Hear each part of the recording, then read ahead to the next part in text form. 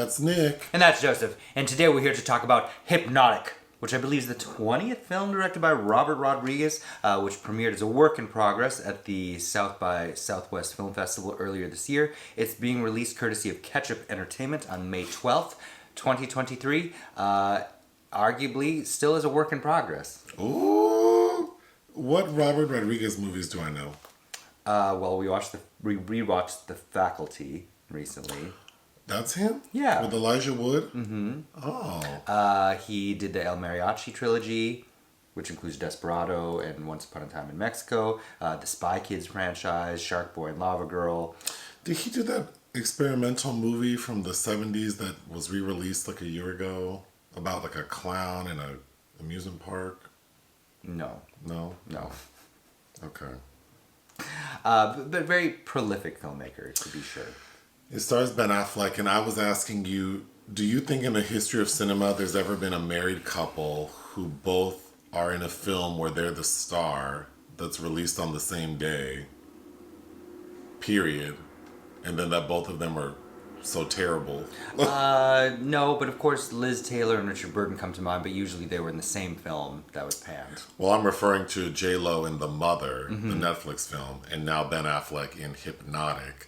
The story: when a detective learns that his missing daughter and a string of high-profile bank robberies might be connected, he must go on a mind-bending journey to find his daughter and stop the secret government agency behind the madness. There ain't nothing high profile about this film. This makes it sound very interesting, but basically, in this movie, we live in a world where there are people who are hypnotics, which are kind of like X-Men. They can just control people's minds, which I think is so weird to call it hypnotic, because I think most of us, when you think of hypnosis, you think of like the timepiece on the chain dangling, or a swirly wheel turning, or like Get Out with the cup and the... Like some kind of tangible impetus to suggest the mind suggestion. In this movie, these people straight up just...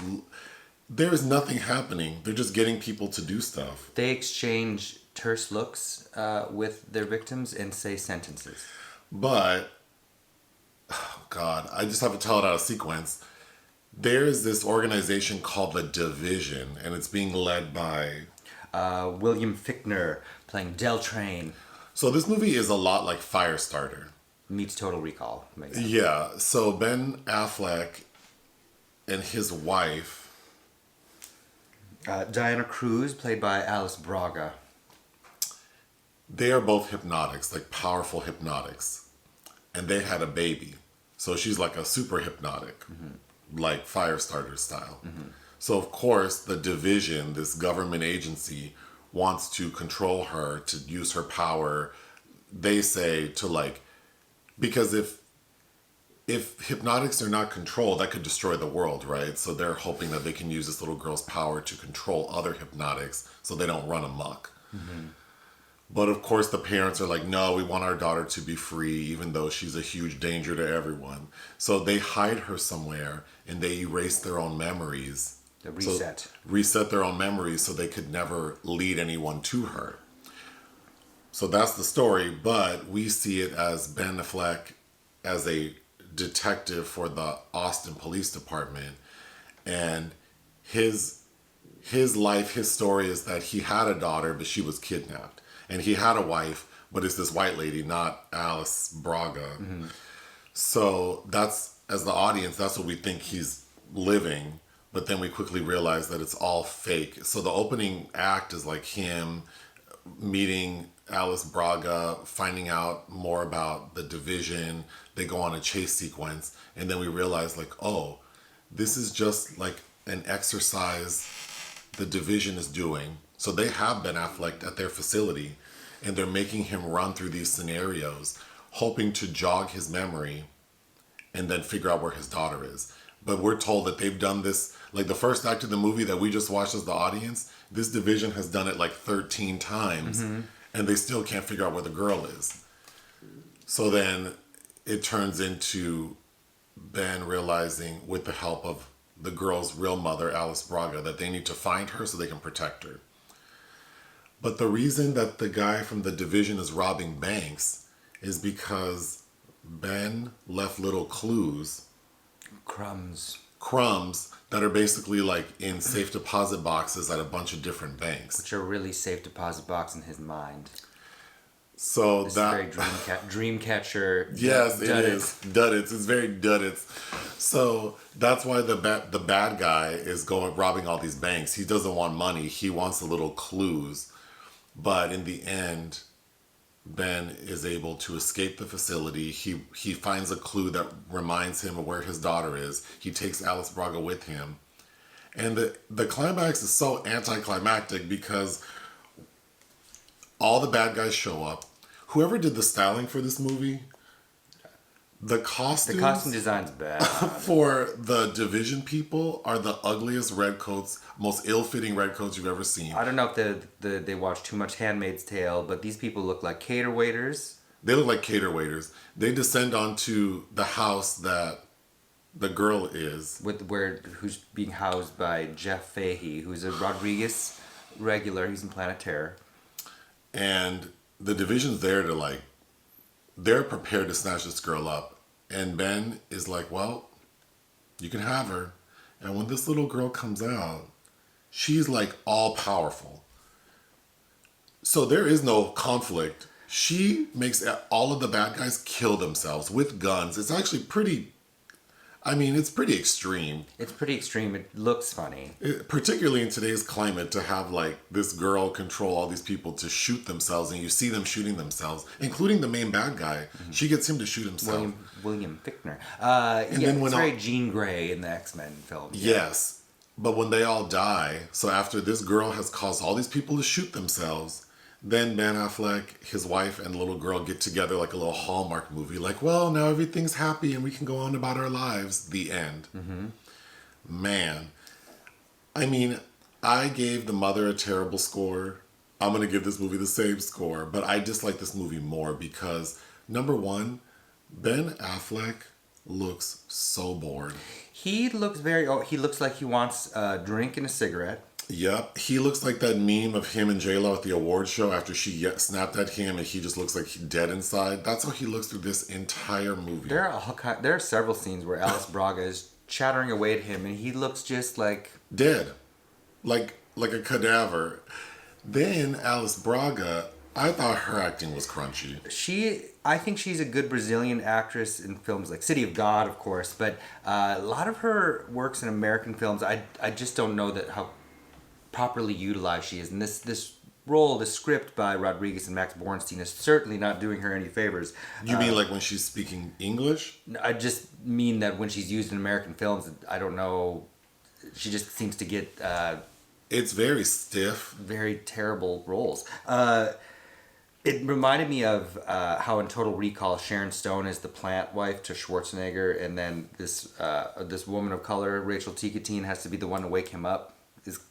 They're kind of playing with that here since we think he's with some white lady named Viv through most of the film. This dialogue, at one point, so before Ben realizes that Alice Braga's his wife because his memory's been reset, he goes to her for help and she's saying, well, I'm a hypnotic. And Ben doesn't know he's a hypnotic. So she's explaining to him, and then the code name for their daughter is Domino. So we get lots of scenes of literally dominoes being played with. It's so heavy-handed. We see a picture of him, and when we think his daughter has been abducted by somebody, pictures on his phone of them playing dominoes. But there's a point where Ben realizes and then Alice is with him, that the bad guy's hypnotic powers don't affect Ben. He's got a block. So then Alice tells him, you have a psychic block, a hypnotic's worst nightmare. It's that level of dialogue. And then the bad guy shows up with all his division squad, and they're trying to kill Ben Affleck. And then all of a sudden he gets mad and squeezes his fist and everything gets blurry. And then he's able to... he clenches. He's able to control the bad guy's minions. And that's when Alice goes, well, you're a hypnotic. She goes, I'm not doing that. Which makes no sense. There's, once you rewatch this film knowing all its secrets, I don't know. There are just so many holes in the way that people are acting and explaining things, I think. The biggest thing that Oh, there's just nothing about it I enjoyed. But when we find out that Ben's character is at like the facility and he's basically doing an obstacle course, which is the first act of the film we saw, it makes no sense because when we see him doing it, he's literally, it's like he's occupying real space. So he's walking through doors and they have like stages with names like bank and whatever, hot dog stand, I don't know. Like the unfinished VFX copy of a film. Right, actually. but then it's like he traveled a long way throughout his dream rendering, whatever. So it's like it's not accurate. The scale of the obstacle course doesn't match what happened in the first act of the film. That really bothered me. But then they're doing this kind of Doctor Strange thing where Inception. the universe is collapsing upon itself. Which looked okay. I think the movie looks cheap. You know, Rodriguez is an ace at doing a lot with just a little bit of money. Like El Mariachi was the lowest production film to make $1 million. Like he did a lot. And same with Desperado, that didn't have a huge budget. People were risking their lives doing those stunts, but it does look. There's nothing that looks polished. Well, and I mean, it doesn't look like the cheapest thing I've seen, but I think because it's doing the Doctor Strange Inception effect multiple times, not at the level of those two movies, it just looks kind of like, what's the point? Crunchy? Yeah. Would you call it crunchy? I would call it crunchy. Hypnotic was the first bottle of alcohol I asked someone to buy me when I was a minor. So I kept... Do you remember Hypnotic? Oh, I have Hypnotic stories, yeah. I didn't realize you should drink. You don't drink it alone, and I chugged that bottle, and I have not had it since. When you said that, I think Hypnotic was maybe the first bottle of liquor I bought for myself. Oh, actually, because I thought it looked pretty, well, and I also didn't know that it's like I was just drinking it like like some Snapple. God, this is real sugary. Somebody must have been singing about that in a song. I would rather see a movie about the hypnotic beverage. Than this. I would rather see someone remake Firestarter in a good way, because it's possible. You could drink some Hypnotic and watch the Zac Efron Firestarter, and you'd enjoy it more than this movie. I don't know. That was. I guess I just have to go back to the '80s and watch George C. Scott play a Native American again. But there are so many times where I was reminded of Stephen King isms in this too, with the government officials and all these what are they driving black expeditions that descend upon the finale, and there's a shootout. I don't know. This just it made me sad to learn that Rodriguez has been sitting on this since 2002. Has made statements about being one of his favorite stories. And you know what? To be fair, there's a kernel of things that are interesting there. It just doesn't. It's not well written enough by his co-writer Max Borenstein, who's written all those new Godzilla movies, to deal with the themes and issues that it's attempting to. And it's a family affair, right? Rodriguez often works with this family, but I think the composer, producer, storyboarder, the thing is when you work with family and you like your family, it's hard to tell them their work might be subpar. I don't recommend working with loved ones. Yeah, it's hard. What would you give this movie? I've seen worse. It's not good. 1. I would give it 1 out of 5. Anything else? No Dellrayne. Hit the thanks button. Listen to our podcast. Bye.